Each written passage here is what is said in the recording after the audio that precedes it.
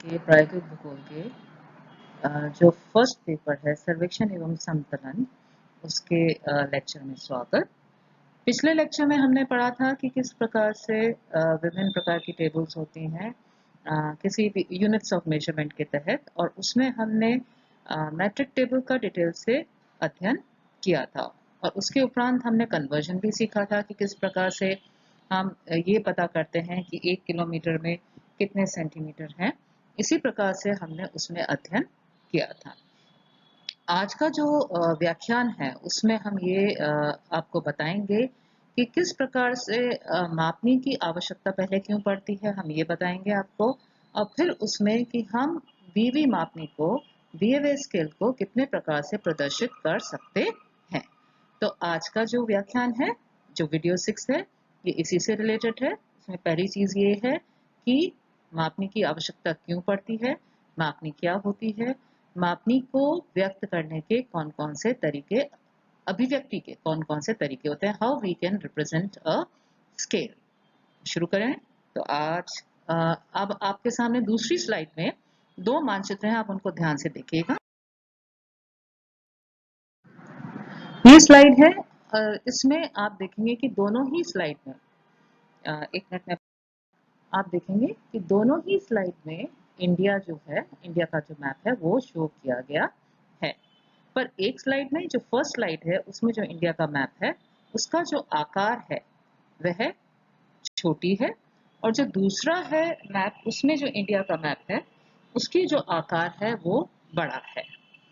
अब इसमें सबसे इम्पोर्टेंट चीज जो है वह समझने की यह है कि आवश्यकता के अनुरूप हम दिए हुए स्थान के मानचित्र का को छोटा करते हैं, लघुकृत करते हैं, या उसको हम बड़ा करते हैं, विवर्धित करते हैं।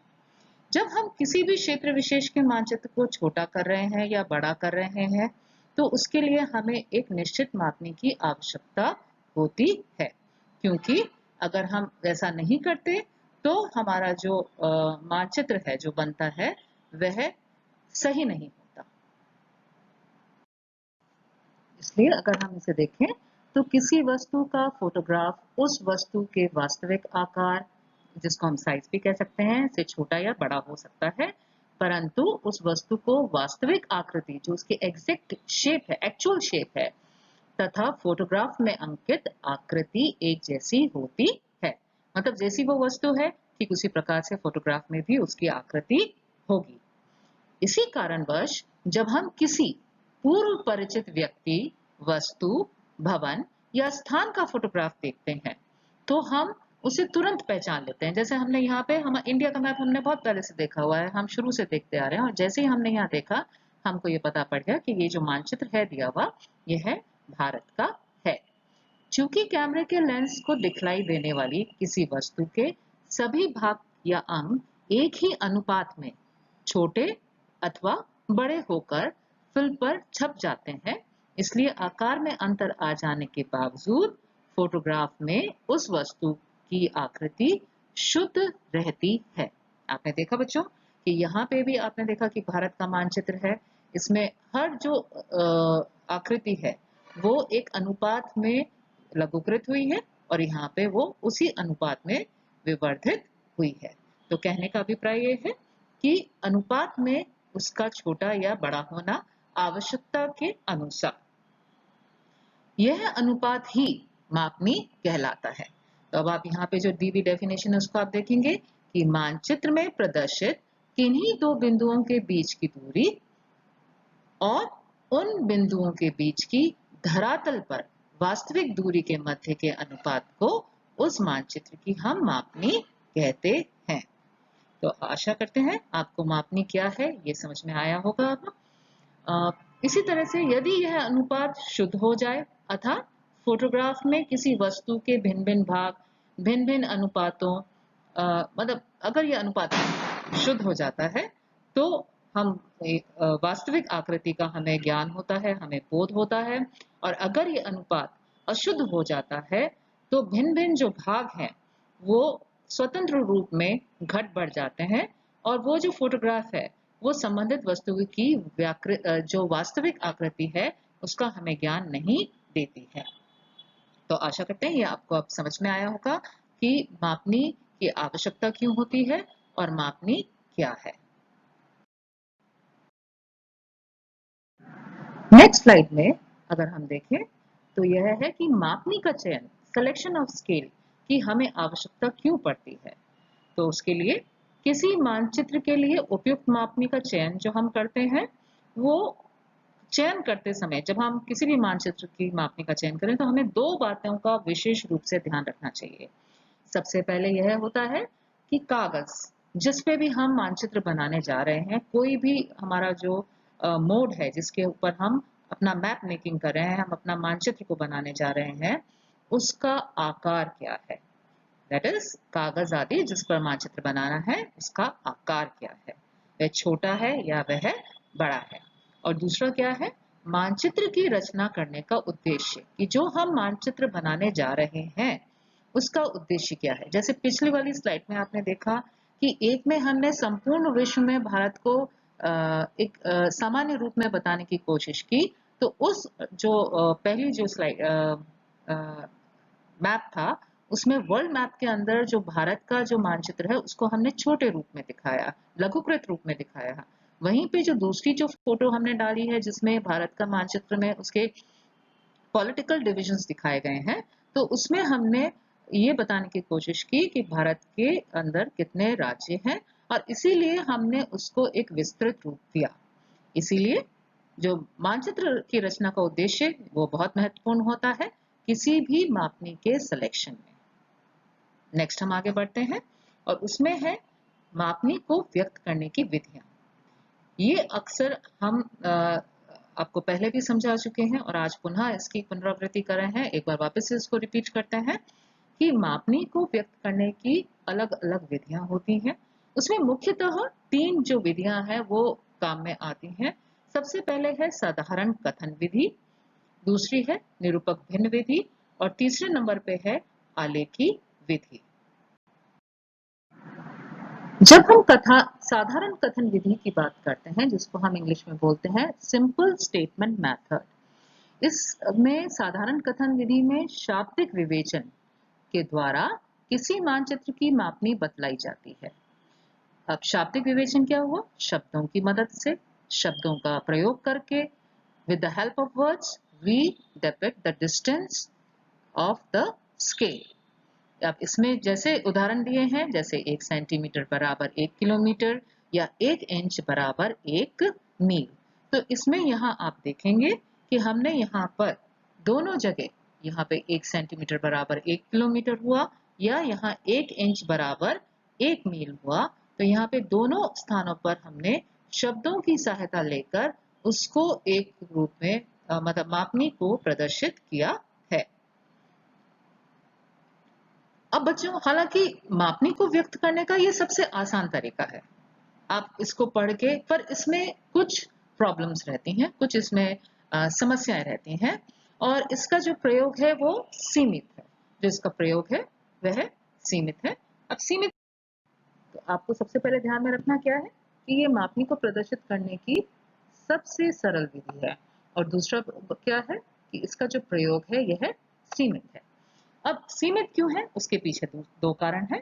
पहला कारण क्या है, इस विधि से व्यक्त मापन को पढ़कर केवल वे ही व्यक्ति मानचित्र पर दूरियों की गणना कर सकते हैं जो उन रैखिक माप प्रणाली, लीनियर मेजरमेंट सिस्टम है, उसको समझते हैं। लीनियर से मेजरमेंट सिस्टम से क्या अभिप्राय है, जैसे हमने प्रयोग किया यहाँ पे, इसको अगर मैं बताऊं, जैसे हमने यहाँ प्रयोग किया 1 इंच बराबर 1 मील। तो लीनियर आपका जो मेजरमेंट है, सिस्टम है, उसे अभिप्राय है कि किसका और सबको हो सकता है ये यूनिट ऑफ मेजरमेंट नहीं समझ में आता हो ये आपका, तो इसलिए इसमें एक ये इसका ड्रॉबैक है। दूसरा जो है, शब्दों या निरूपक भिन्न में व्यक्त मापनियों के मानचित्र को उनके मूल आकारों से भिन्न आकारों में मुद्रित करना संभव होता है। जैसे कि मान लीजिए बेटा, अगर हम ये लाइन खींचते हैं, अब मैं इसको अगर ये मानचित्र में लाइन खींची हुई है, अब मैं इसको अगर लघुकृत करती हूँ तो ये लघुकृत मानचित्र में ये लाइन इतनी हो जाएगी, उसी रेशियो में, उसी अनुपात में। पर अगर हम शब्दों का प्रयोग करते हैं तो वह उस अनुसार वो ना लघुकृत हो पाएगा ना वो विवर्धित हो पाएगा, क्योंकि शब्द तो वैसे के वैसे ही रहेंगे।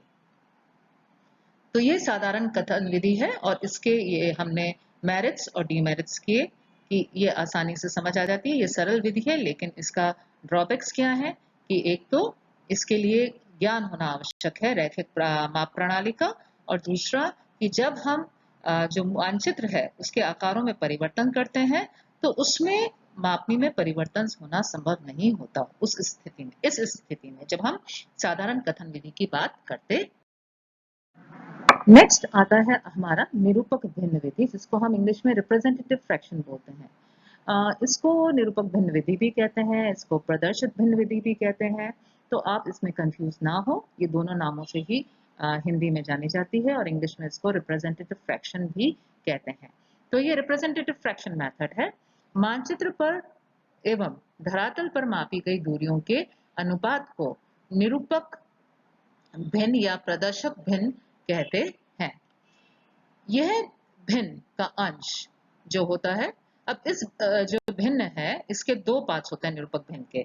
जो ऊपर वाला पार्ट है उसको हम बोलते हैं अंश, और हर में भी हम अगर देखें, ये हम आपको पिछले लेक्चर में भी बता चुके हैं कि अंश है और हर किसी माप प्रणाली की समान इकाइयों में क्रमशः मानचित्र व धरातल पर मापी गई दूरियों को प्रकट करते हैं।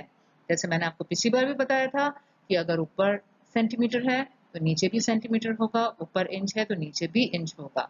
तो समान इकाइयों में मानचित्र व धरातल पर मापी गई दूरियों को प्रदर्शित करते हैं। इकाइयों, समान इकाइयों से क्या अभिप्राय है, या तो वो मैट्रिक सिस्टम का होना चाहिए या वो ब्रिटिश सिस्टम का होना चाहिए, किसी और सिस्टम, जहाँ जिस देश के हम बात कर रहे हैं वहाँ पे जो दूरी मापने की इकाई प्रयोग में ली जाती है तो उस हिसाब से उसका प्रयोग दूरी को प्रदर्शित करने में निरूपक भिन्न विधि में किया जाता है।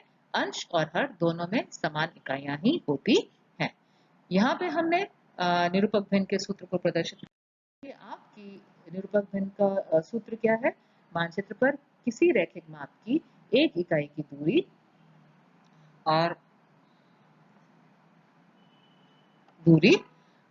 उस रैखिक माप की उन्हीं इकाइयों में धरातल पर मापी गई दूरी। अब किसी भी देश के लोग जो हैं अपने यहाँ प्रचलित माप प्रणाली में मानचित्र के वास्तविक दूरियां ज्ञात कर सकते हैं।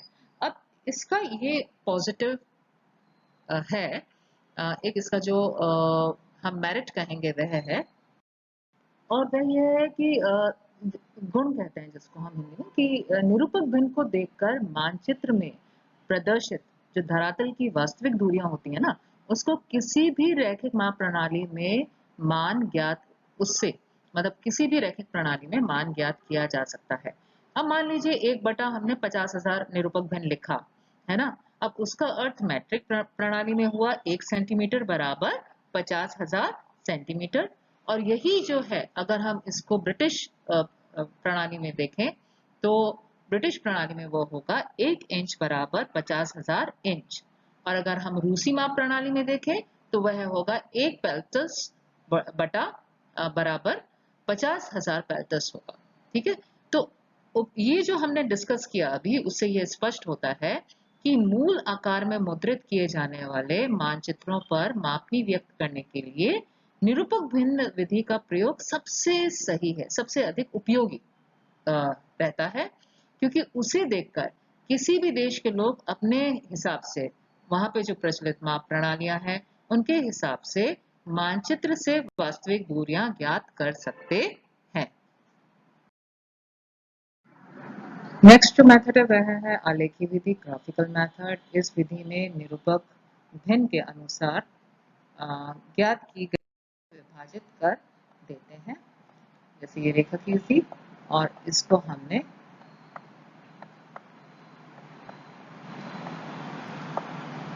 ये जो है आपके प्राथमिक विभाजन है, और जो इस तरफ है वो आपके गौण विभाजन है। तो शून्य के आप उसके बाद इन उप विभागों पर इनके द्वारा प्रदर्शित वास्तविक दूरियों के मान लिख दिए जाते हैं। आलेखी मापनी सरल रेखा के विभाजन की दो विधियां होती हैं, दो ज्योमेट्रिकल मेथड्स होते हैं। पहला होता है न्यूनकोण विधि और दूसरी होती है लंबवत विधि।